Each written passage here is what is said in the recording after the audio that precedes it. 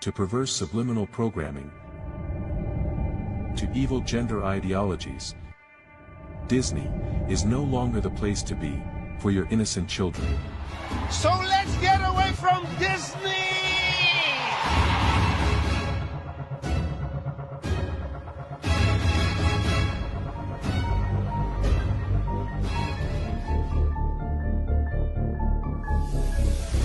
When people hear the name Disney, many think about the man Walt Disney. Some others think cartoons, yet some others think about Disney World. Well, Disney is a multi-billion-dollar corporation with a pervasive ownership of a wide network of media companies, including Fox Entertainment Group, National Geographic Partners, ABC News, ESPN Incorporated.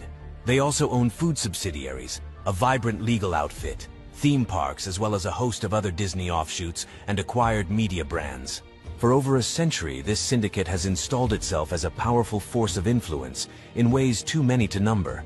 However, beyond their powerful installation in economic realms of influence, they have also firmly established themselves as a ubiquitous force of influence in the societal norms.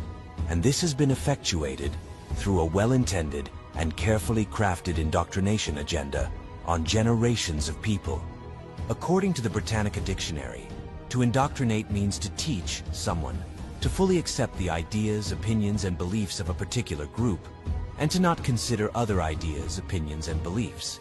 The indoctrinator in this case is Disney. In effect, they have firmly installed ideas, norms, beliefs, and cultural ideologies in the minds of many for over a century. In my opinion, the most insidious thing Disney does is that they own real estate in your kid's brain, and they kind of will forever. It never leaves their brain. For example, all these Grimm fairy tales, all these public domain stories, if you were to say Snow White, if you were to say Alice in Wonderland or Cinderella, most of the time what you conjure up in your head is an intellectual property owned by the Disney Corporation. It's not the public domain version of Alice. It's like the Disney version of Alice. Yep. And the more they do that, the more that they literally own thoughts in your head that they can monetize and you can't. Yeah, it's weird that a corporation has monopolized our imagination. This beast. Ironically, Disney was founded by men with religious upbringings, and its initial works were simply depictions of cultural fairy tales that taught good moral lessons. But sadly, this empire has long metamorphosed into a corrupt corporation which wields an evil wand of colossal deception and indoctrination. Unfortunately, its primary targets are children. You know, those who started Disney were very religious. And they were actually godly people.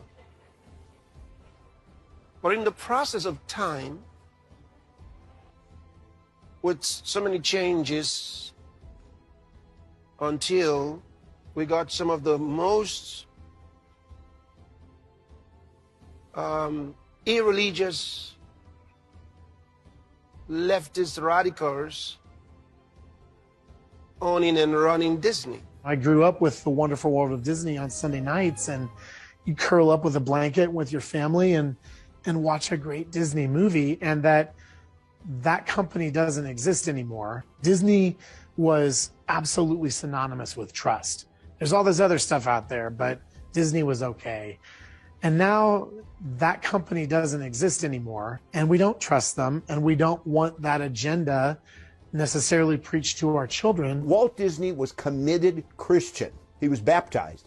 And I want to read to you something that really is a fact. Listen to this. Walt Disney was a committed, baptized Christian who said, quote, "All I ask of myself is to live a good Christian life, and toward that objective, I bend every effort in shaping my personal, domestic, and professing activities and growth.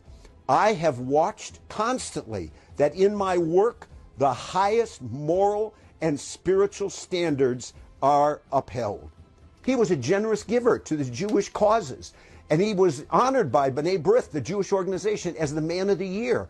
When corporations or companies begin to open the doors to leftist individuals and activists, because like a Trojan horse, he said they'll come in and they'll destroy the company.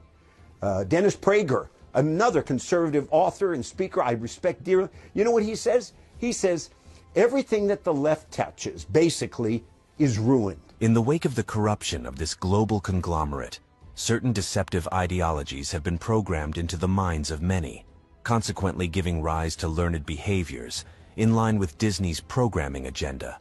Beginning with seemingly simple things, such as color and gender segregation. Have you ever heard the phrase, pink is for girls and blue is for boys? You know where they got it